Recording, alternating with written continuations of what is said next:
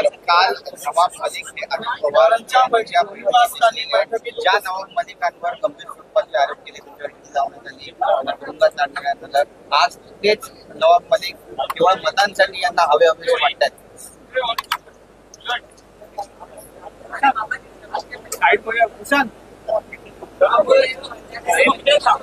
हाथरसमध्ये 121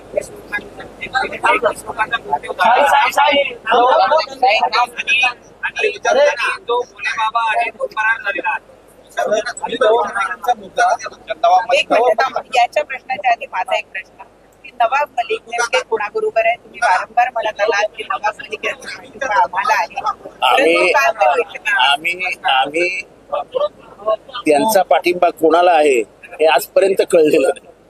त्यामुळे क्लेम करायला काय ते कोणाबरोबरच नाही, तर क्लेम करायला हरकत नाही म्हणून आम्ही क्लेम केला असेल, आम्हाला काय वाटत नाही ते आमच्या बरोबर. दुसरं, काल ते एक महत्वपूर्ण बैठक जी पार पडली आहे देवगिरीला, त्या बैठकीला ते उपस्थित होते. याच्यापूर्वी कार्यक्रमांना ते दिसले, परंतु बैठकांना मात्र कधीच दिसले नव्हते. काल ते पहिल्यांदा दिसले, कारण काल म्हणजे ते कोणाबरोबर ते स्पष्ट झाले. ते बैठकीला दिसले म्हणजे ते कोणाबरोबर आहेत, ते युती बरोबर आहेत, ते स्पष्ट झालं. त्यांचा फायदा घेतला जातोय परिषदेच्या निवडणुकीसाठी, तो त्यांनी ओळखावा. आपल्याला काय करायचं, त्यांनी ओळखावा. त्यांचा फायदा घेतला जातोय, त्यांचा काय तोटा झालाय ते त्यांनी ओळखावा. आम्ही कशाला त्याच्यावर बोलावं? ते त्यांच्या पत्राची आठवण तुम्ही त्यांना करा.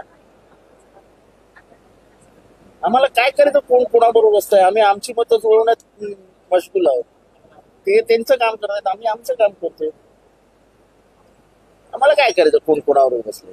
आमचा संबंध येतो कुठे?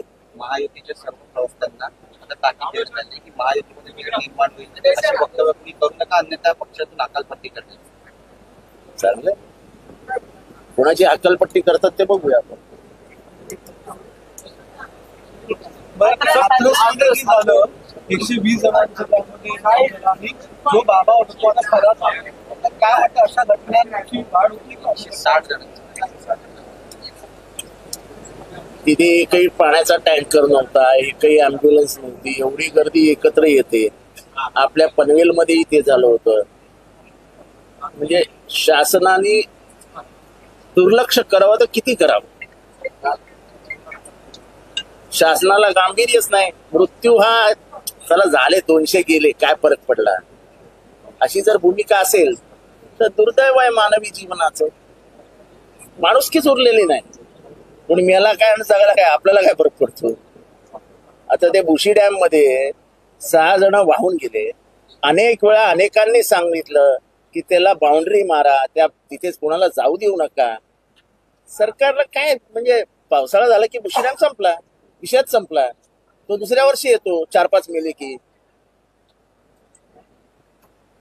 मानवी जीवनाला काय किंमतच द्यायची नाही असं सगळ्याच सरकारांनी ठरवलंय.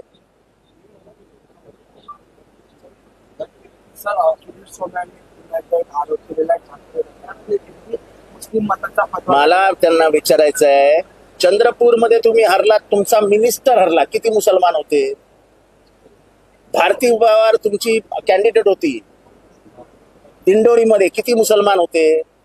तुमचे प्रदेशाध्यक्ष एकेकाळचे रावसाहेब दानवे हरले, किती मुसलमान होते? हा मुसलमानांचा नेरेटिव्ह सेट करत असताना तुम्ही मुसलमानांना मारणार.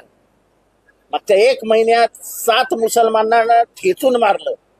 मग तुम्हाला काय वाटतं? सगळे माराल, तुम्ही झोडाल, तुम्ही त्यांना वाळीत टाकाल, त्यांच्या एक स्कॉलरशिप बंद कराल, मागासवर्गीयांच्या, SC ST OBC या सगळ्यांच्या स्कॉलरशिप्स बंद आहेत, त्यांचं शिक्षण बंद आहे. मग तुम्हाला काय वाटतं, त्यांनी तुम्हाला मतं द्यावीत? मग उद्या तुम्ही म्हणाल की हा बहुजनांचा हेतुपूर्वक आमच्या विरुद्ध आहे. अरे तुम्ही बहुजनांना वाळीत टाकणार, त्यांना शिक्षणापासून वंचित ठेवणार, त्यांना धमकवणार की आम्ही मनुस्मृती आणणार आहोत. मग त्यांनी तुम्हाला मतं द्यावी अशी तुमची इच्छा आहे? अरे तुम्ही कानफडात पण मारणार आणि सांगणार हम तुमसे प्यार भी करते, असं नाही होत. दुहेरी भूमिकेत तुम्ही नाही जाऊ शकत. तुम्ही त्यांना बांगलादेशी मुसलमान म्हणणार, त्यांची उभी हयात इथे गेली आहे.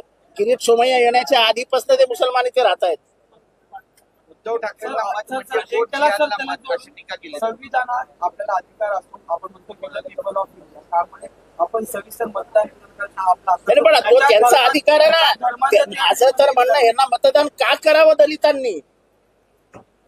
माझा विचार नाही, यांना का करावं मुसलमानांनी मतदान? अरे तुम्ही दररोज आम्हाला मारणार, दररोज आम्हाला शिव्या घालणार, तुम्हाला मतदान का करावं? तुम्ही याचं उत्तर द्या ना, की सुजन मुनगंटीवार तुमचे सर्वात पॉवरफुल मिनिस्टर चंद्रपूरमध्ये 3 लाखाने हरतात, ते काय मुसलमानांनी हरवले? एक सांगतो, इथला तो सत्सद विवेक बुद्धीला स्मरून मतदान करणारा मतदार आहे. यांनी नेहमी देशाची लोकशाही वाचवली आहे. ती 77 साली पण वाचवली आणि ती 2024ला पण वाचवली. इथे पुरात वाहून जाणारा हिंदू जन्माला आलेला नाही. हा हिंदू अतिशय विचारपूर्वक मतदान करतो. अयोध्येमध्ये कसं हारलं हे सांगा बरं. अयोध्येमध्ये किती मुसलमान आहेत? वारंवार बांगलादेशी आहे. असंच बोलत राहायचं, बांगलादेशी आहेत, देशद्रोही आहेत, आणि मग सांगायचं आम्हाला मतं देत नाहीत. अरे कशी देतील? मला कोणी शिवी दिली तर 2दा 3दा 4दा ऐकून घेईन, 5व्यांदा मी पण शिवी देईन. अरे आम्ही पण मर्दाची चावलं आहोत ना, आमचं पण रक्त सळसळतच आहे ना. शिव्या खायच्या तर किती खायच्या, आणि मुसलमानांनी का शिव्या खायच्या? या देशाचे नागरिक आहेत ते. तुमचं गव्हर्नमेंट होतं. जर तुम्हाला वाटत होतं ते बांगलादेशी मुसलमान आहेत तर त्यांना घालवायला पाहिजे होतं. तुम्हाला अडवलेलं कोणी? त्यांना अजूनही घाबरून ठेवायचं की अरे यार उठका लफड़ा होने वाला है, तुम शाम पिटो, तू शाम पिटो, तुम्हारे अंग पे आएगा, कुछ करो मत, कुछ करो मत. काय चालू आहे? एवढे घाबरलेत. म्हणजे हे सगळं अर्थसंकल्पना यांचं बोलणं सगळं बघितलं ना की मरता क्या नाही करता आठवतो. एक म्हण आहे, मरता क्या नाही करता. तसं झालंय. प्रचंड घबराट राहुल गांधीच्या भाषणामुळे, एकंदर वातावरणामुळे एवढे घाबरलेत की काही करतायत.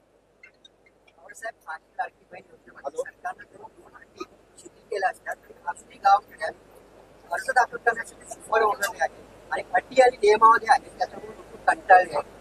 काय वाटतं, योजना सफल आहे असं वाटतं तुम्हाला? आता 1500 रुपयाची खैरात वाटून तुम्हाला 3 महिने त्यांना देऊन त्यांची मतं पाडायची असतील तर काय सगळं योग्य आहे. आम्ही तर 8,500 रुपये देणार होतो, 8,500. आणि आम्ही पुढच्या सरकारमध्ये येऊ तर आम्ही परत एकदा सांगतो की आम्ही 8,500 देऊ. 1500 रुपयात होतं काय? महागाई 5 वर्षात 200 पटीने वाढली आहे, 200 पटीने. काय होणार आहे 1500 रुपयात? एक वेळचं महिन्याभरचं किराणा माल सुद्धा येत नाही 1,500 रुपयात.